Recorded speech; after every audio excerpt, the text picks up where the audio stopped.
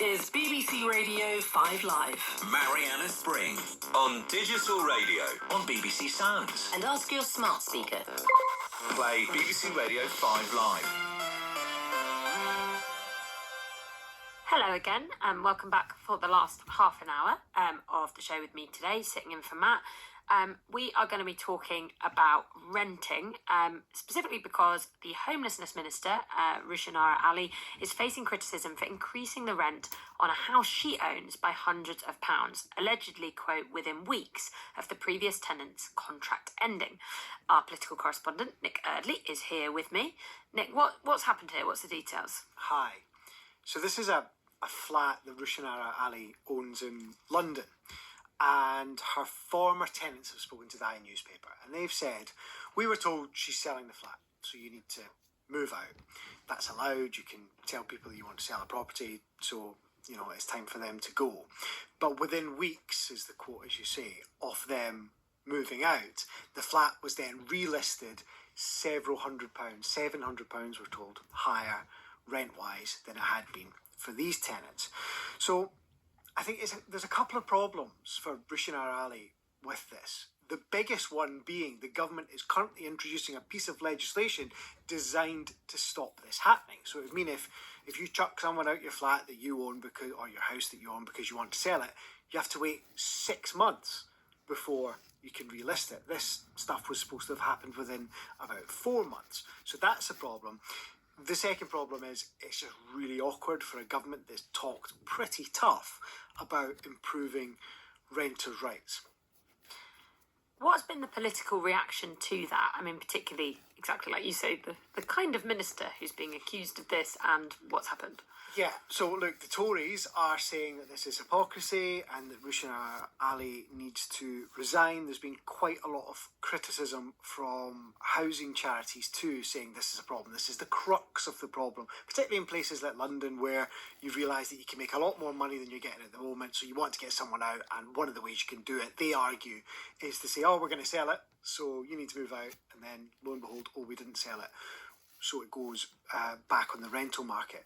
Rusharana Ali's spokesman is saying that she takes all her responsibilities as a landlord really seriously and that she complied with all the legal requirements. I don't think there's any suggestion here that she's not complied with any legal requirements. The big problem, as I say, for her is it just doesn't look great for a minister who's in a department that's supposed to be improving renters' rights. The idea that some of her former tenants think they were done over by her, pretty awkward.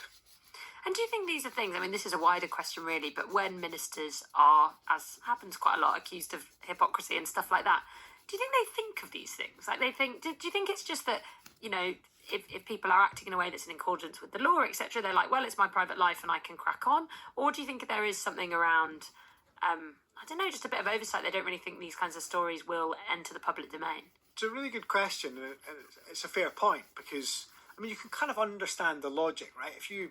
If you are a landlord and you have a property and you want to sell it, you stick it on the market and it doesn't sell, why should you not put it back on for the market rate? I'm sure that is the argument that some people defending Rusharana Ali would make. But there is just that, I mean, in politics, it's often not the rules, it's the perception of the rules as well, isn't it? And remember that Rusharana Ali and her colleagues in government are going to spend quite a lot of time trying to persuade us all that they have rules that will work to make life easier for renters, that will make it easier to keep a flat if you want, that will stop landlords shafting their tenants. So, yeah, look, the fact that her former tenants have come out and say, we think this is a big red flag. One of them's told the eye she's a Labour voter, but she's extremely unhappy at all of this. That is a problem.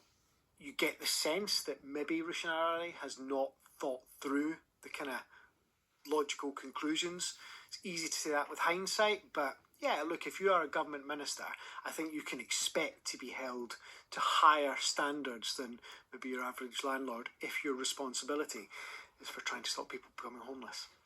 Thank you so much, Nick. That was Nick Eardley telling us the details of that story. Just before we go into Julie Ford, who's a property expert, who's going to be joining us.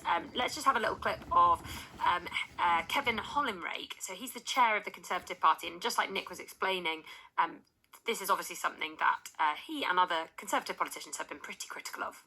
I think it shows staggering hypocrisy. Rusharana Ali has been somebody who's obviously a government minister in charge of homelessness. She's spoken out about exploited tenants, about providing more protections for tenants. You can't say those things, then do the opposite in practice as a landlord. She's got to resign. Right, so off the back of all of that political discussion, let's talk a little bit more about particularly that renters' rights bill that Nick mentioned there and the political context of this. I'm joined by Julie Ford. She's a property expert at the Gothard Row Consultancy. Hi, Julie. Hi, Marianna. Thanks for having me. That's all right. Thanks for coming on. Let's chat a little bit about the kind of current rules and what is allowed and not allowed now versus what could be allowed and not allowed under new legislation.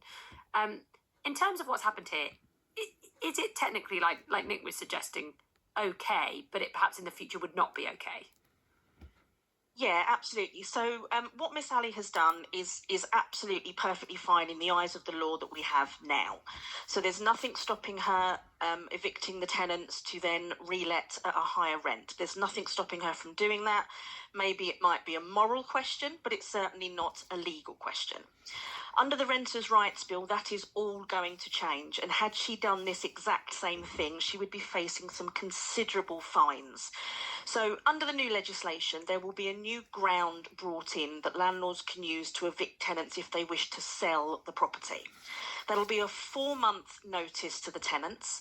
That notice can't be issued within the first 12 months of a tenancy, so tenants have got that little bit of extra protection as well.